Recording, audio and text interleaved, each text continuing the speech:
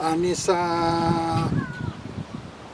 bula vinakatale na turanga na marama darugo ka ng unalawa. Kakunindo ito buto may nanong dibesa na turang may biti. Kung ikinta ba kiti ko kinando na nga unamenda na warong talikina kinabukas ang bulan ni nando ka. Nakatkatanin ko ya boy doriti ko na kuraturanga kay California o Sacramento. Na nonde ulutangan ni kuwa na tormay na ruwa na tikiro bolo tambu kapakara ndo senga suit sara nindo vakayagataki vakabunga ana levu na ngau. Mnara wala nga nabukea na itobu ni nonda rai na lutu ba Kristo na nabuku ni nonda matinitu ina ngau.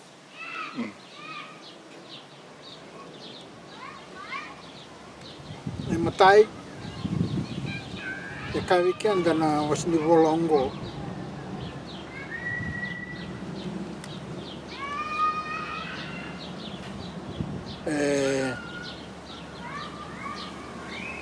na choni na kena wase lima na tikina tolu sanga bulu kadiwa choni na wase lima na tikina tolu sanga bulu kadiwa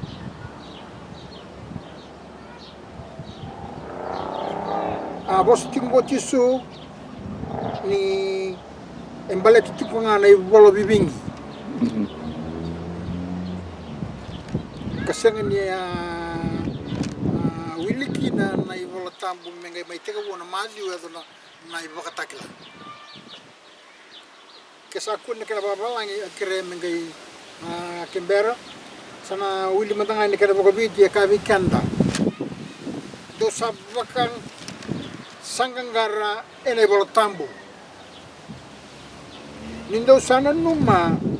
do sarawata kina nambula iana bolongo satu kunya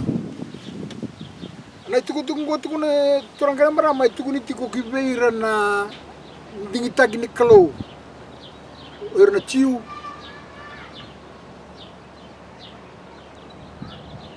kerna Israeli ke bakati kine so Search the scriptures, for in them you think ye have eternal life, and they are they which testify of me. Oh, nakawali. Abang bawa tanabi ko naman nene wili kati ko naman non rabaka sama o Jisu. Ni sai kwa na nakini non wili kati ko ne bolo tambo me rabaka sangara kini na bolo tambo. Ya, ena nakama tukuni tukubi ro Jisu ni bolongo tukuni kwa. Sorry. Ame teku mai na ibaga teku ni mai adu kene otu tini bola vera na profit leila. Sorry. Ne bola kene ai baba tukuni tukubi ro Jisu ne bolongo re tukuni au. Iya. Vakarau betekin dina itu kutuka ni dendo numendana ndike bolle sutali na itu kutuka katuku ni tiko kwa kibir na ndingi teknikalo ni ka me tuku ne bira ke bakanto ba sangangara tiko ne bolo tampu mundo nonu mundo rawati kin nambul taw mundo ne bolangori itu ni dei itu ni Koya sai ko na daba ka profista kita kibir na o Emmanuel na kene bale na close at ko patike kanna sare pinakabale na unita kanira ninda ukay na bakasam na karuani ena ruanga na tikidi bola tambo na tovo le mendana reida kana satu na bonunui na el tampo ni Kalou mandar ni buke iko ubote kiau ena kena boro me wili ka sangai mena ba madalataki na mali una wase rusa bulkarua na tikina rusa bulkandua na tuku yang balai tiko na ilabo rusa bulkarua tikina rusa bulkandua They say unto him, Caesar's. Then saith he unto them, Render therefore unto Caesar the things which are Caesar's, and unto God the things that are God's. Binaka bagleo. Me ko sa madal takawat tikuni ko naman ya tarong ito. Nanono tise pelo ko na ode na kenay tamba ko tiko na ilabungori. Pero tu sangkay bang madal takamay na kenay me ko sa ulut. O sisa. Sangkay bang madal takot o tisu ko vira me suka be sisa na kasa ni sisa e me suka buana Kalou. Na kay non na Kalou. Na taro lebu etiko na dabo so tiene sisa na buru-burungo. Si dabo so tiene sisa na matin tuya na ngonen tiku kinochisu. Bala tenabi ko naman na Kalou ka weekenda ni sani choba ko buru-buru tenabi ka ke ngasa sinekin. Na kakadamdang ay may mbuli o sisa e may mbuli at chunga e nakain nono na Kalou. Sa may mbite ala ento pag nabuna ay may mbite kino ka na matan may lauretu may kilay ni nono.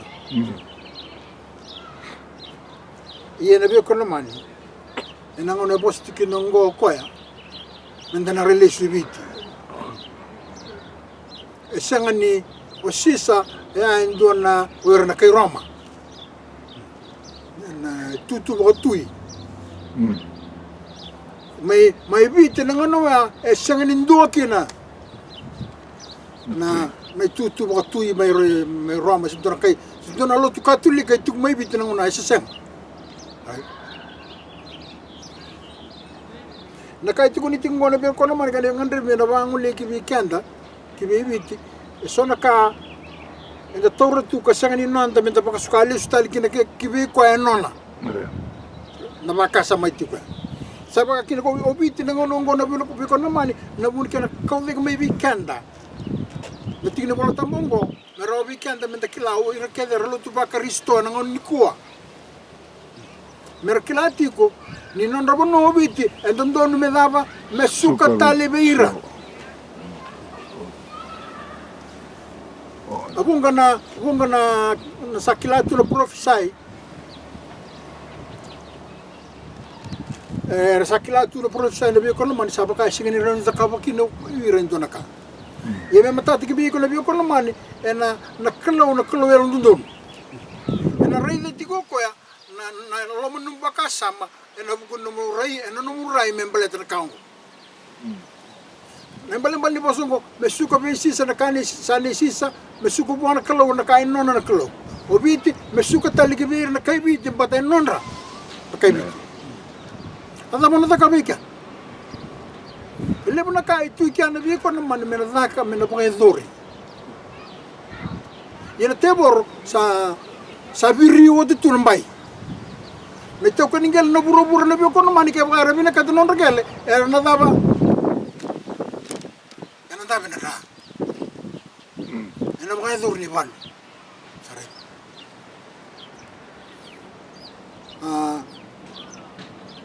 Mesuka besis na kasa mesis. Mesuka buana Kalou na kana. Endondo numenda na aray da bagay lumatu na ngonongo. Nitukutuko. Kasi ni rawa ni sa aray da tito kena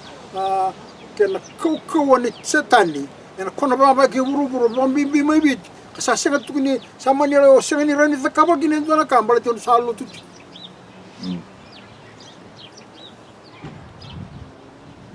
O sa nita ka na biyo ko naman, na tuku leka ko, naroni buke na nung bakasa.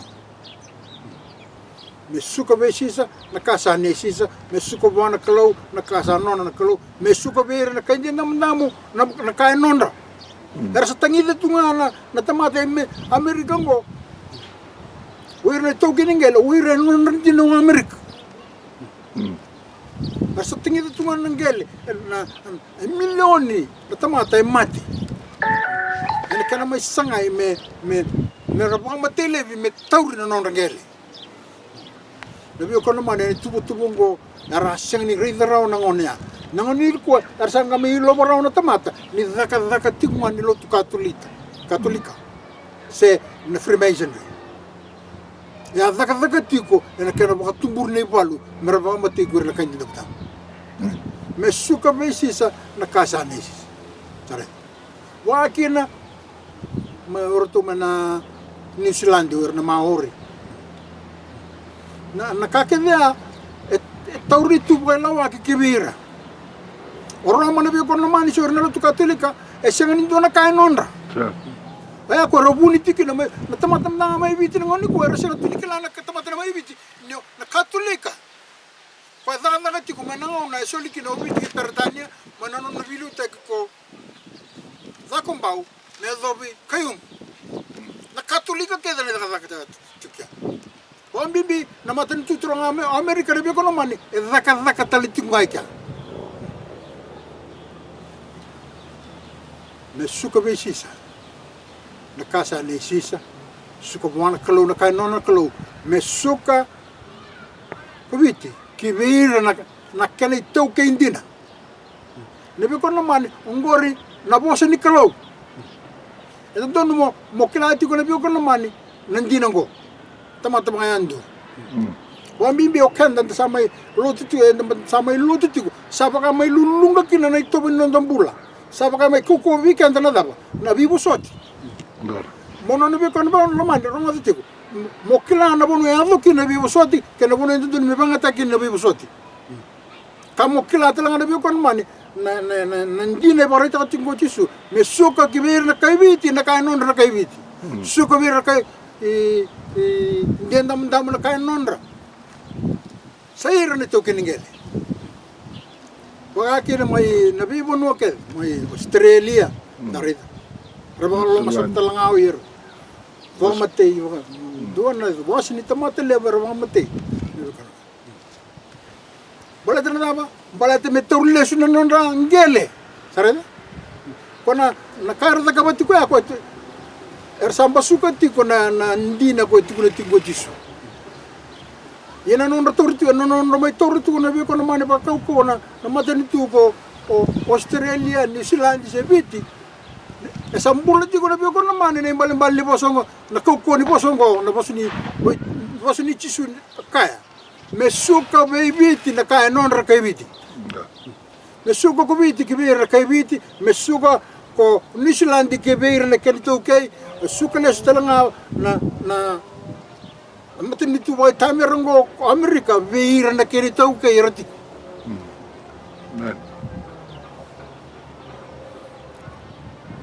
me taka na be ko na mani na ravinda na buke na tina ma e tiko na non detavi e tina ma ana ngandre ba mo na ko tikandele suki na nduana na baka sama tikngawa ya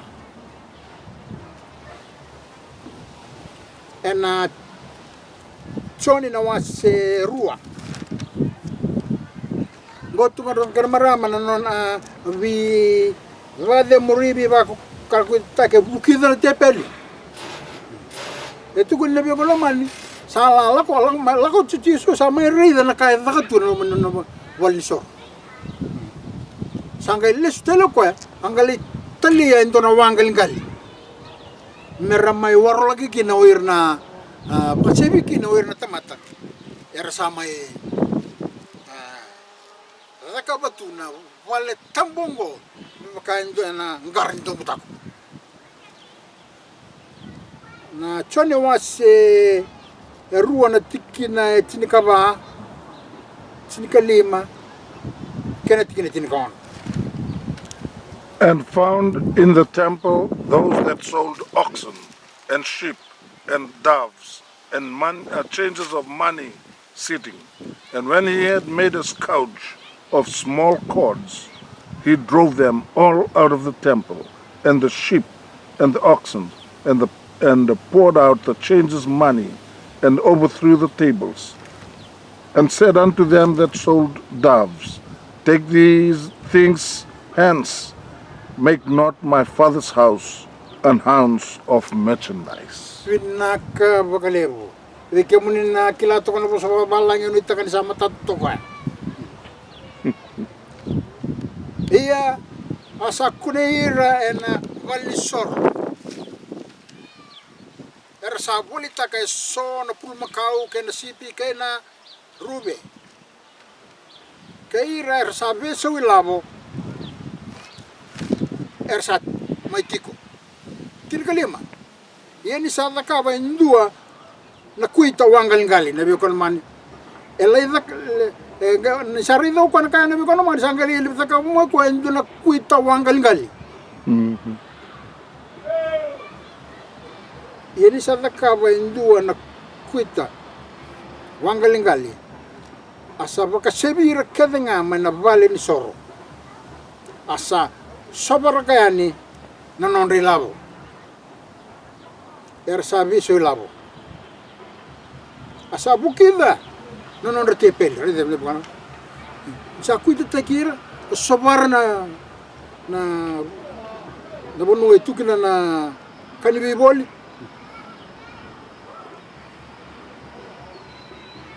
asa ngai bukida na tepel tikire tikon asa kauta beira na nona beira sa bolita kirube asa kai beira sa bolita kirube kauta tani ne be kaungo ka koni dakava na vale ni tamango non vale me e vale ni vi voli se non vale non do butako e bola italiano sono bono dare di tiko kana bi ko no mani nei tukutukongo me ko sa kaut e sengri ndo buno te ko suma nei tukutukongo ina bi ko no mani na be ka sabulai e daba sabulai menda ba tabuli dikina nanona kuita takira na tamata se ba sevira tane tamata buki na tepel sare ya na bi ko no mani endono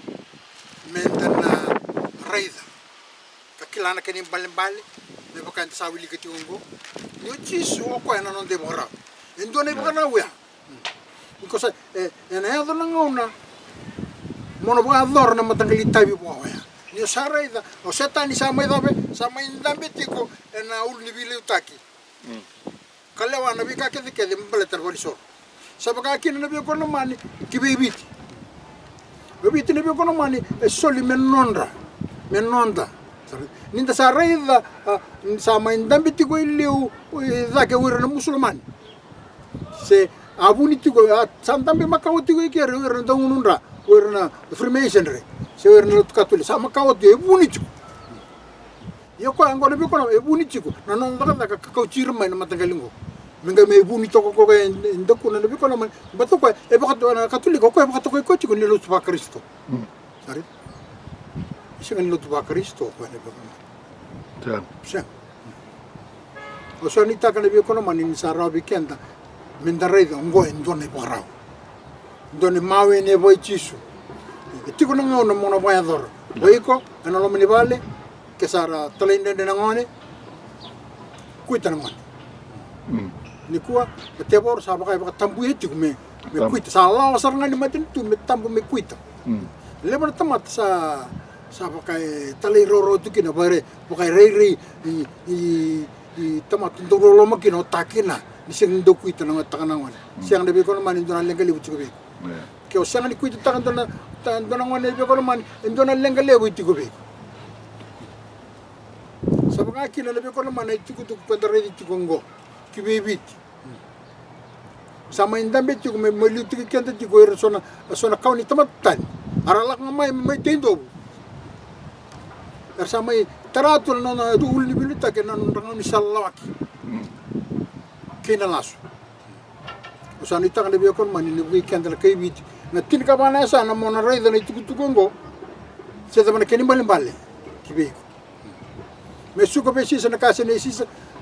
me suka tali go biti kibir na kaybit ken karua e tiko tali ndoni tuba me na ba zuri vira na rakuita na wangalingali me tawles tal me weekend non do bono usani taka kibe ke muni na ndo sengni reida ba rauna tukutukongo an ndona ngauna nyalo binak me dareida ba el mutu ni tinamo kenda tikolo manda tuba Kristo sabakati ko son tamata lamu raba e buni to mai o ko na na loloma kena bi busot ka ku ne da ka ti ngor na te na te bor ngor turang gar mana ke ba ko ti ko man ba Kristo ka ba ti ngor no me boro no mati endo na vakarau ngoro chisu no ba sebir tan na tamata mangal ngal ele da ka basar mo ko ento nan rawanga wangal ngal me ramay pasip tan ki ngor talang ana ka endo don meado na maten tobiti non dai tabi na lotu Kristo menda tuku na kandu don gebera osanita kana bi ko lamani amen na tuku ngo na roni buki biti o klani na sangambe kan sandu sambu bunguta ka bibiti alibina kana bi ko lamani sakena ngonongo mendarai kina tigni bola tambo ruongo kana numiti menda mai ba wakana numikin na kaibit mesuko be sisa na kasa ni sisa kena nona kuita takira itamata ersalai taratu na balisor kala watu na balisor sanita ki ni orone tigni bola tambo ruongo eron vakayagataki wando donu staranga mendambe me serege kina nonando bono gobiti me lestel gobiti kina bono nga tu kina ilu ni berlin dur kaindia sindur kai balanya da mai bit semberin lo total me da mai bit le be kono sanita kina be kono na bono ya ngandre bono kalo me lestel kino bit merang garabi kalo tal na tamata ke le bit me baka ngai liu merang garabi kalo ke tal le ka bit ni sing sa kana raw ni ko le be kono man ndone wasile be sama yi raba singatambu tu na no singatambu na yang bulu wah nang garabi kalo ni sandi ni alibena